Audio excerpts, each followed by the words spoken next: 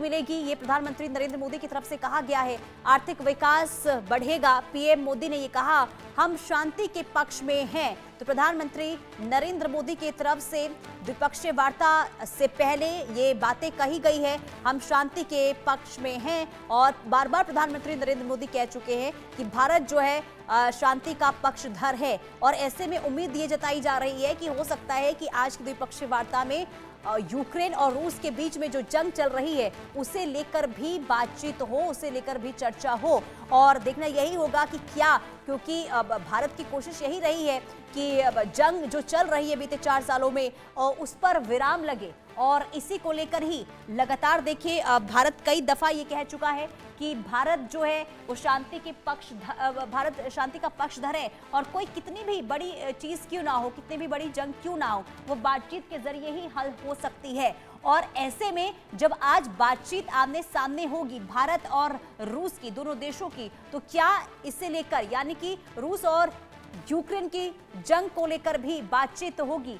और हमारे साथ करुण सिंह विदेश मामलों के जानकार लगातार जुड़े हुए हैं। सर देखिए, रूस यूक्रेन की जंग को लेकर आखिर क्या पहल होती है, जिसे लेकर आप भी जानकारी दे रहे थे, अब जरा इसे विस्तार से समझाइए। क्योंकि भारत बार बार रूस को ये कह चुका है कि भारत शांति का पक्षधर है और कोई कितनी भी बड़ी बातचीत क्यों ना हो, कोई जंग ज्यादा घातक क्यों ना हो, तमाम चीजें सुलझ सकती हैं अगर बातचीत सही तरीके से हो। तो ऐसे में आज क्या भारत की तरफ से इस जंग को लेकर स्टैंड लिया जाएगा या फिर बातचीत को लेकर कोई बड़ी जानकारी, बड़ा ऐलान हो सकता है? देखिए, इस जंग को लेके रशिया जिस तरह से युद्ध में फंसा हुआ है, उसको लेके भारत के प्रधानमंत्री और रूस के राष्ट्रपति के बीच में एक समझ विकसित होगी कि शांति एकमात्र रास्ता है। शांति के लिए प्रयास करने चाहिए, सार्थक प्रयास करने चाहिए। अगर भारत कोई भूमिका निभा सकता है तो निभाएगा, लेकिन ऐसा नहीं है कि भारत इमीडिएटली कोई पॉइंट वाइज एक प्रस्ताव देगा कि ये 10 पॉइंट का या 15 पॉइंट का प्रस्ताव है, उसके थ्रू आगे बढ़ो। उसके लिए अलग प्रयास अमेरिका के राष्ट्रपति कर रहे हैं और उसको जी, तो उस प्रयास में भारत अगर कोई भूमिका निभा सकता है तो निभाएगा। अपनी तरफ से प्रत्यक्ष रूप से भारत कोई प्रस्ताव इस समय नहीं तैयार करके देगा, क्योंकि इस समय भारत की वो तैयारी नहीं है और भारत जो इतना कॉम्प्लिकेटेड मामला है उसमें इन्वॉल्व भी नहीं होना चाहता इस समय, क्योंकि भारत का इन्वॉल्व होना भारत के हित में इसलिए नहीं है कि भारत विवादास्पद हो जाएगा, क्योंकि अमेरिका और यूरोप में भी बड़े डिफरेंशिएट चल रहे हैं। यूरोपियन कंट्रीज अलग पोजीशन ले रहे हैं, अमेरिका अलग ले रहा है। तो इस समय जिस तरह का उलझा हुआ है, भारत कोई एक सार्थक प्रस्ताव नहीं देगा। हाँ, निश्चित रूप से भारत ये प्रयास करेगा कि शांतिपूर्ण तरीके से समाधान किया जाए और जो मानव का इंसानों का नुकसान हो रहा है, जो प्रॉपर्टी का नुकसान हो रहा है, वो नहीं हो और उसमें आगे बढ़ा जाए। लेकिन रशिया को ये नहीं कहेगा कि आप अपने राष्ट्र हित का त्याग करके कुछ करो। राष्ट्र हित को बनाए रखते हुए अगर शांति के सार्थक प्रयास होते हैं, अमेरिका करता है, रशिया करता है, तो भारत उसका हर तरीके से समर्थन करेगा। और अगर भारत से वो चाहेंगे कि भारत फैसिलिटेट करे, उसके लिए भी भारत अपनी तरफ से ये कहेगा कि हम फैसिलिटेट कर सकते हैं। लेकिन कोई प्रस्ताव भारत नहीं देगा यूक्रेन की स्थिति को लेके इस समय। जी बिल्कुल। और देखना यही होगा कि होता क्या है। लेकिन अब सर, अगर हम तमाम चीज़ों का तो जिक्र कर ही रहे हैं कि हर क्षेत्र को लेकर बातचीत आज हो सकती है, यानी कि रक्षा क्षेत्र को लेकर भी आप जिक्र कर रहे हैं, ट्रेड का भी आपने जानकारी दी, ऊर्जा के क्षेत्र को लेकर भी। लेकिन इसके अलावा अब कौन से ऐसे फैक्टर हो सकते हैं, कौन सी ऐसी बातचीत हो सकती है जिस पर भी पूरा फोकस रह सकता है, यानी कि जिसे नजरअंदाज किया जा रहा हो लेकिन ये भी आज द्विपक्षीय वार्ता का अहम मुद्दा हो?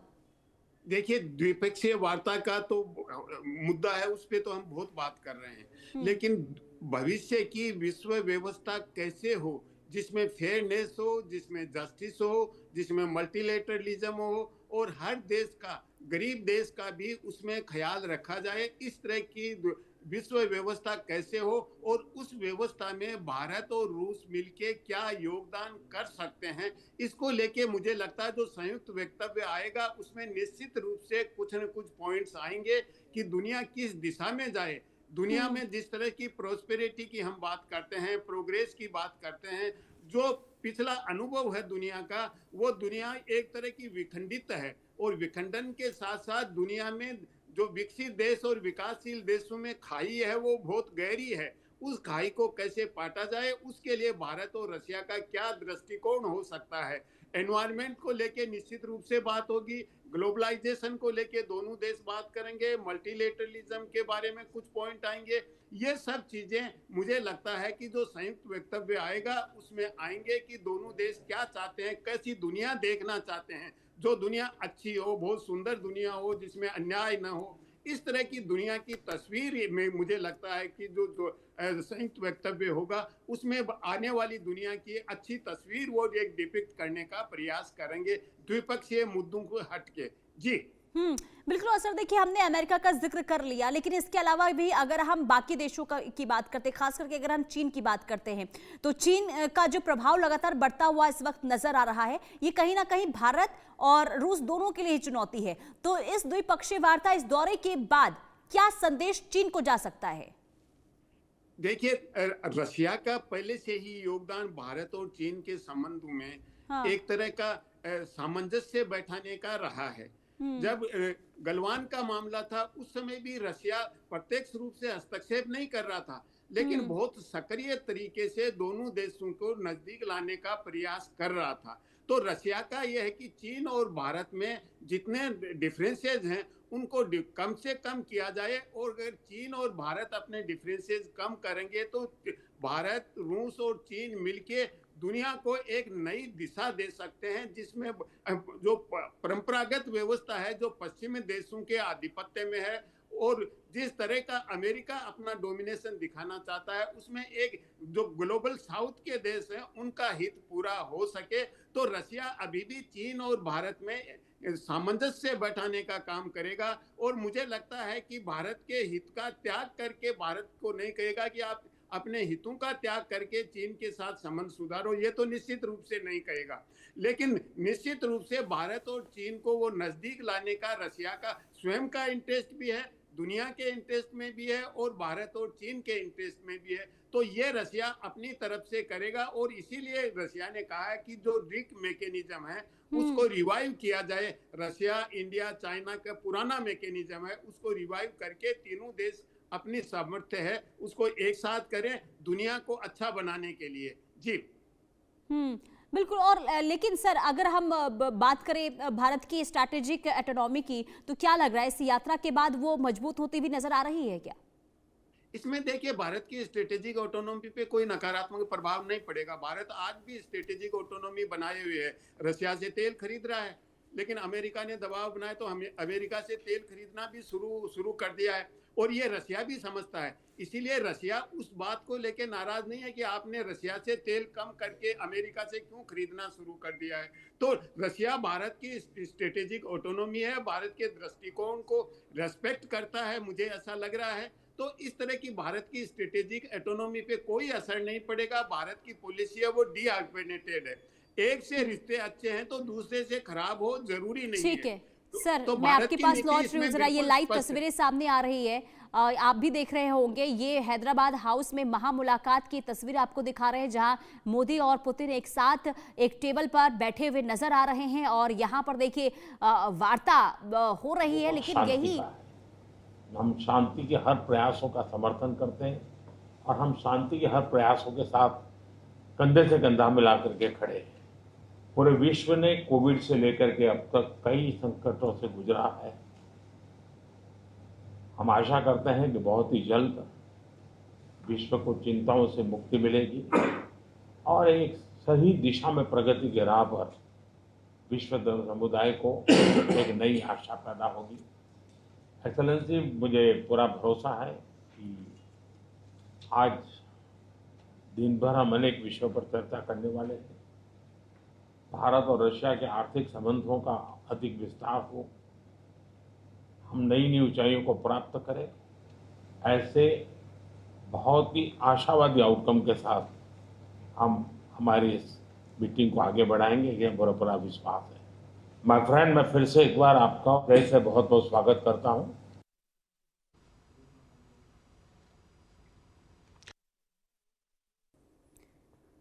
तो प्रधानमंत्री नरेंद्र मोदी को आपने सुना और अब करूरी सर, प्रधानमंत्री नरेंद्र मोदी ने देखिए साफ तौर पर यहाँ पर कहा कि हम पूरी कोशिश ये करेंगे कि विश्व की जो चिंताएं हैं उसे खत्म किया जाए। तो जो स्टेटमेंट सामने आया प्रधानमंत्री का, उस पर आपकी एक टिप्पणी। मैं स्टेटमेंट से पहले भी आपको बता रहा था कि भारत का क्या दृष्टिकोण होगा, और वही दृष्टिकोण को रिफ्लेक्ट भारत के प्रधानमंत्री ने अपनी बातचीत में कहा है। जो टिप्पणी की है प्रधानमंत्री ने, तो वो ये किया कि भारत का दृष्टिकोण है कि विश्व में शांति हो, समृद्धि हो, सब शांति से जिएं, और जो अल्प विकसित हैं उनका विकास भी हो। ये भारत का दृष्टिकोण है। तो भारत का जो दृष्टिकोण है उसी को रिफ्लेक्ट प्रधानमंत्री ने किया है, क्योंकि भारत चाहता है कि शांति रहे। युद्ध से किसी चीज का समाधान नहीं होता है, लेकिन भारत ने ये कोई पेशकश नहीं किया कि हम आपको ये 10 पॉइंट या 15 पॉइंट का एक प्रपोजल दे रहे हैं, उसके बेसिस पे पीस इस्टेब्लिश करो। अगर चाहेंगे रशिया और यूक्रेन या दुनिया के दूसरे देश कोई भारत की को चाहेंगे कि भारत कोई प्रस्ताव दे, तो भारत प्रस्ताव देगा, लेकिन अपनी तरफ से भारत इस समय इस तरह का इनिशिएटिव नहीं लेगा, क्योंकि जो कॉन्फ्लिक्ट वाले जोन है वो बहुत कॉम्प्लिकेटेड प्रॉब्लम है। ऐसा नहीं है कि भारत ने आज प्रस्ताव दिया और कल समाधान हो गया, सब एग्री हो गए।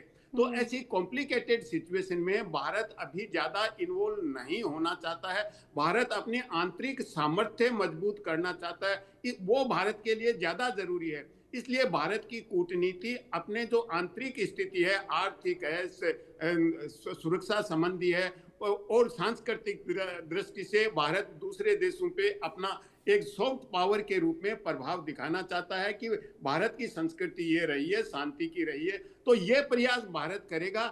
प्रत्यक्ष रूप से जो राजनीतिक और सामरिक मामले हैं दुनिया के या जो कॉन्फ्लिक्ट है उसमें इन्वॉल्व नहीं होगा। ये तो भारत की पुरानी नीति है, और हमारे प्रधानमंत्री ने अभी जो स्टेटमेंट दिया वो भी यही कहा है कि भाई शांतिपूर्ण समाधान होना चाहिए समस्याओं का। विश्व की शांति है वो सबके लिए महत्वपूर्ण है। जी नहीं, कहीं ना कहीं तो इस बात से उम्मीद जगी है ना सर कि अब हो सकता है कि पहले तो कयास लगाए जा रहे थे कि यूक्रेन और रूस के जो युद्ध है उस पर बातचीत हो सकती है, लेकिन जो संदेश यहाँ से दिया गया है तो ये तो संभव है कि इसका जिक्र भी हो।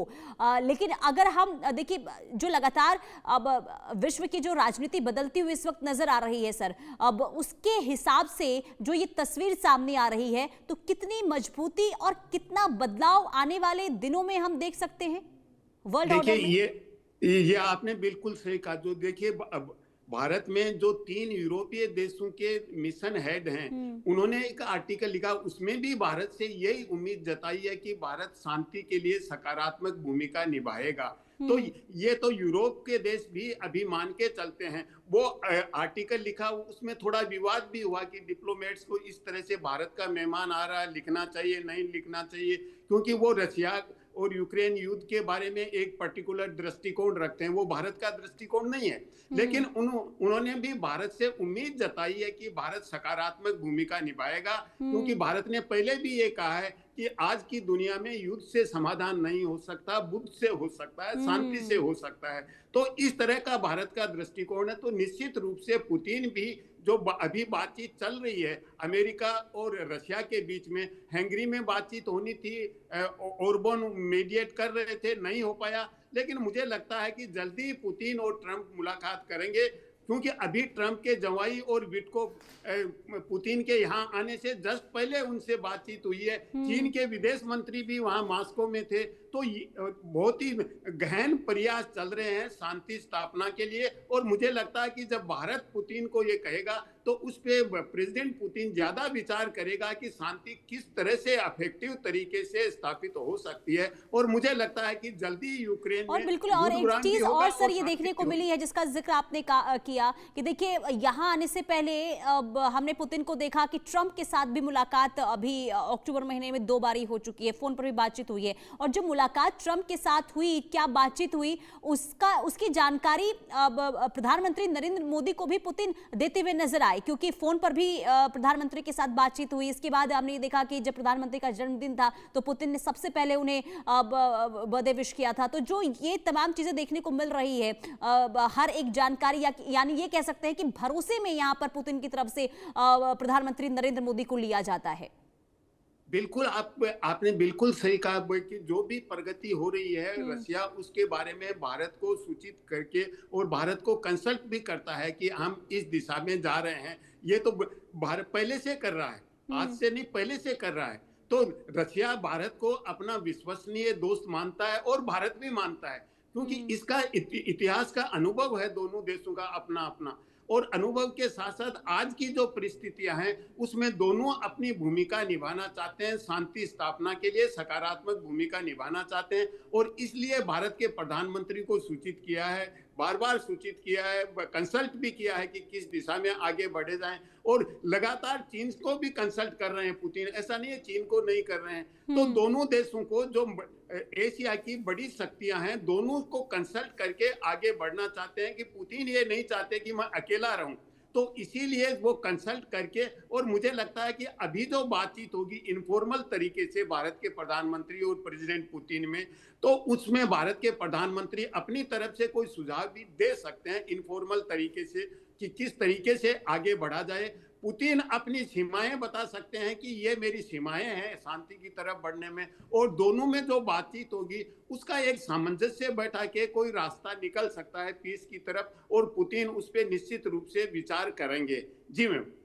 लेकिन सर, अब क्योंकि देखिए भारत को लेकर तो तमाम बातें हो ही रही है कि डिफेंस सेक्टर या फिर अलग अलग क्षेत्रों को लेकर अब इसे लेकर डील हो सकती है, लेकिन अगर हम रूस के लिहाज से देखें तो क्या ऐसे प्रस्ताव हो सकते हैं जो आज भारत के सामने रखे जा सकते हैं? देखिए, भारत अपना इन्वेस्टमेंट बढ़ा सकता है रशिया में, और भारत भी अपने वहां पे को प्रोडक्शन क्या लगा सकता है। लेकिन अभी जो वार की स्थिति है इसमें वो अच्छी तरह इंप्लीमेंट नहीं हो पाएंगे। लेकिन निश्चित रूप से ये बातचीत होगी, एक तरफा नहीं होगा। ऐसा नहीं है कि रशिया भारत में इन्वेस्ट करेगा और भारत और रशिया इंडिया में ही लगाएंगे। तो रशिया में भी दोनों देश लगा सकते हैं, को प्रोडक्शन कर सकते हैं। जैसे फर्टिलाइजर सेक्टर है उसमें कुछ कर सकते हैं, ऑयल रिफाइनरी है वो रशिया में भी लगा सकते हैं, इस तरह का कुछ कर सकते हैं। तो निश्चित रूप से रशिया में भी भारत इन्वेस्टमेंट भी करना चाहेगा, और इन्वेस्टमेंट के साथ साथ वहां पे को प्रोडक्शन हो जो रशिया की इकोनॉमी को भी मजबूत करे, क्योंकि ये एक तरफा नहीं होता है, दोनों तरफ का होता है। और जो भी नेगोशिएशन होता है वो दोनों देशों के हितों में होता है, तभी होता है। तो निश्चित रूप से भारत भी इस तरह का कोई प्रस्ताव रख सकता है कि भारत रशिया को किस तरह से मदद कर सकता है। रशिया की अर्थव्यवस्था को सुधारने के लिए केवल तेल खरीदना पर्याप्त नहीं है रशिया के लिए। तेल खरीदने से रशिया की अर्थव्यवस्था हमेशा के लिए मजबूत नहीं हो सकती, वो तो एक समय एक व्यापारिक चीज है। लेकिन बिल्कुल, अब ऐसे में सर यही देखना होगा कि आखिर जब ये बायलैटरल मीटिंग हो रही है तो आखिर होता